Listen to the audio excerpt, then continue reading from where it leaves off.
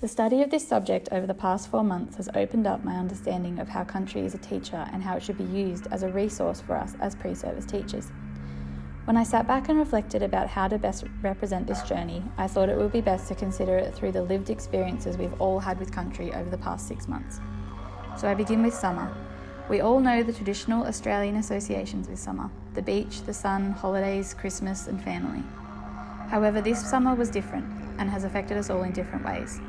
It was the first time in my life that I had witnessed the ferocity with which nature and Mother Earth can turn and the impact that can have on every single person. For me, this is when I started to turn to ideas of country without even realising, in the search for a solution, for some kind of answer to the devastation that seemed to be saturating our lives, whether it be through the media or what we saw in our own backyards. It was then that I began to listen to Aboriginal ways of knowing, listening to the communities and considering how Aboriginal connections to country could mean that this disaster could be avoided.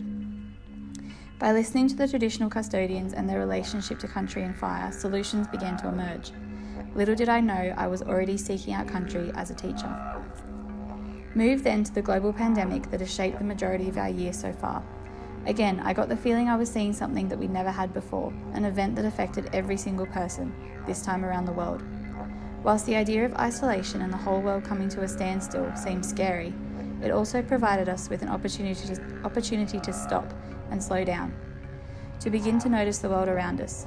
For me, anyway, I saw country again. First without realising and then on purpose. From bushwalks to kayaking to actually just sitting in my backyard and noticing what was happening around me, to observing. In this sense, country has again become my calm place. It has become my teacher, which I can now see much more clearly through my study of this subject. Importantly, whilst I'm a non-Indigenous person, my ability to see country not only as an environment has changed dramatically. I can now see the lessons it teaches us, the healing power it has, and the respect we must give in order to learn from and through it.